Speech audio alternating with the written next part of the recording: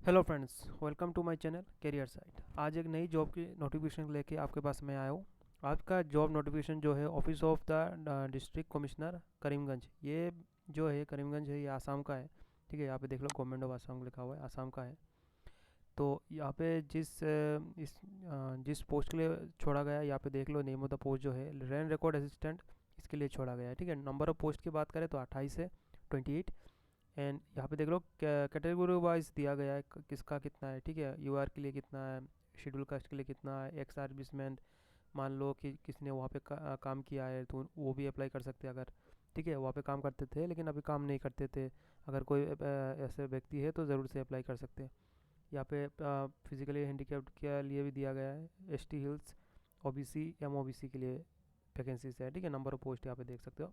Total 8,000, sorry माफ़ कीजिएगा 28,000 है, फिर से गलती मैंने किया है। 28 वैकेंसीज छोड़ा गया है यहाँ पे। अगर मैं यहाँ पे बात करूँ कि पे स्केल जो मिलेगा यहाँ पे 14,000 टू से लेकर 60,500, प्लस ग्रेड पे की बात करो 6,200 तक मिलेगा। ठीक है, तो plus other allowance as admissible under Assam service. तो अभी बात करते हैं एजुकेशन क्वालिफिकेशन की बात करूँ तो HSLC चाहिए। ठीक है, HSLC आपने किया है तो मिनिमम चाहिए, और ऊपर से हुआ तो और भी अच्छा है।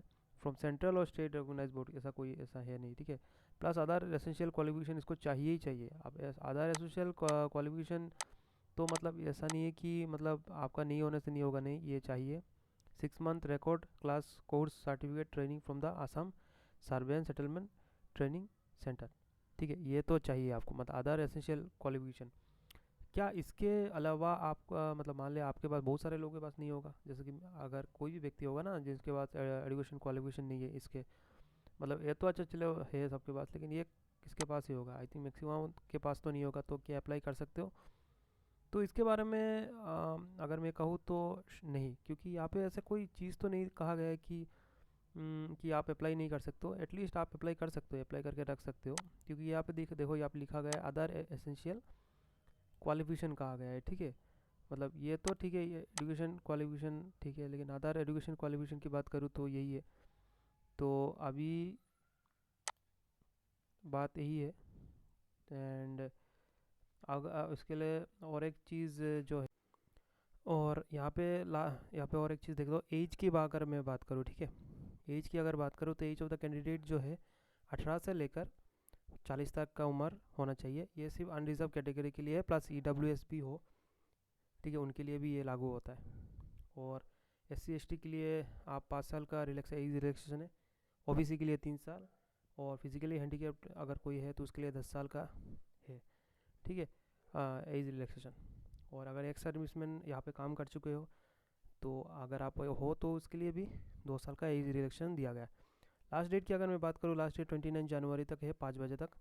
यहाँ पे और एक चीज़ बोला गया है कि आपका जो एप्लीकेशन है अगर आप पोस्ट से देते हो और मतलब आपको अगर लेट से पहुँचा, ठीक है, तो ये रिजेक्ट किया जाएगा। मतलब 29 को भेजा, 30 को पहुँचा, 29 को आपको पोस्ट किया और 30 में भेज वो सबमिट हुआ, तो उसको रिजेक्ट कर दिया जाएगा। मतलब जैसा भी हो 5 बजे 5 PM से पहले आप उनके हाथ में पहुँच जाना चाहिए।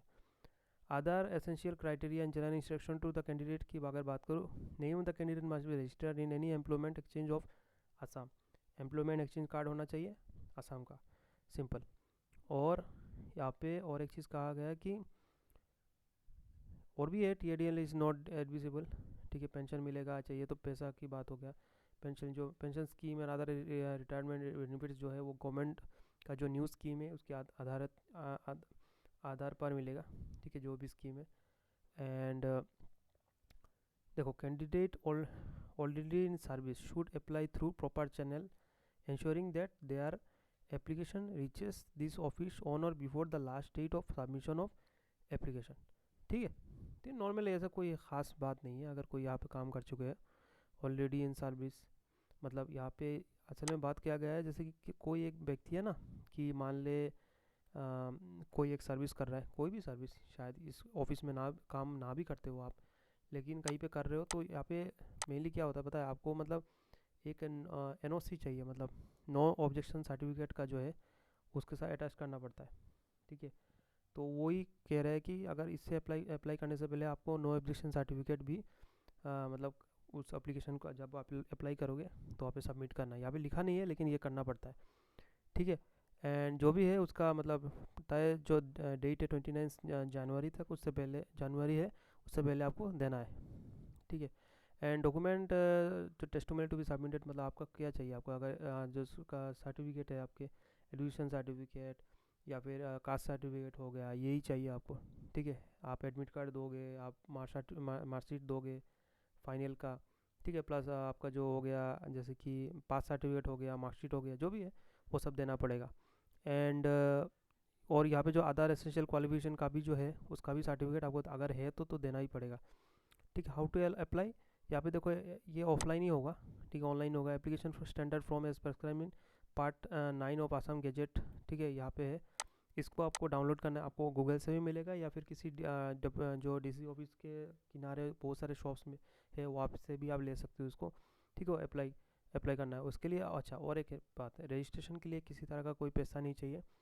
जस्ट आप देखो देखो कैंडिडेट तो सबमिट करना पड़ेगा ना, तो ये सबमिशन कहाँ पे करना है, देखो second floor of the DC office Karimganj, ठीक है, यहाँ पे आपको सबमिशन करना है, ठीक है। अगर आप मान लो वो एप्लीकेशन आप अपने हाथों से जाके दे रहे हो तो, और अगर आप मतलब हाथों से नहीं दे के पोस्ट में दे रहे हो तो सिंपल क्या करना है आपको, सेंड बाई, देखो यहाँ पे send by post as per the postal address, मतलब जो एड्रेस यहाँ पे अगर बात करो, ये जो एड्रेस है, ये देखो मैं थोड़ा इसको, ये देखो ये जो एड्रेस है यहाँ पे लिखा हुआ है कौन सा एड्रेस में क्या है, कहाँ पे भेजना है, वहाँ पे आपको भेजना है, ठीक है। समय सीमा मतलब समय सीमा से पहले 29 से पहले। और अगर आप खुद से दे रहे हो, जाके दे रहे हो, तो एक चीज़ हमेशा याद रखना, ऐसे नहीं कि रात के 10 बजे पहुँच गए, रात के 10 बजे नहीं पहुँचना है आपको, ठीक है। तो यहाँ पे देखो टाइम दिया गया, ऑफिस आवर जो है वर्किंग डेज, मतलब ऐसा नहीं कि रविवार में चले गए रात के 10 बजे चले गए, नहीं, एक वर्क जब तक ऑफिस खोला होता रहता है तब मतलब आपको देना है। और सिलेक्शन प्रोसीजर की बात करूँ तो आपका हायर सेकेंडरी मार्क्स सब कुछ देखा जाएगा, इसको भी लिया जाएगा, प्लस आपका एक रिटर्न होगा, ठीक है। फाइनल एक रिटर्न एग्जामिनेशन होगा in the month of Feb, तो उसको भी आपको देना है। Final selection will on the basis of aggregate mark obtain in criteria A, जो मैंने बोला ना HSLC का मार्क, अगर ग्रेजुएट किया है तो उससे भी थोड़ा 10 मार्क्स लिया जाएगा, उसका मार्क्स प्लस आपका हो गया मेरिट लिस्ट का मार्क्स जो आपको रिटर्न दोगे, उसके उस आधार पर आपको सिलेक्शन होगा।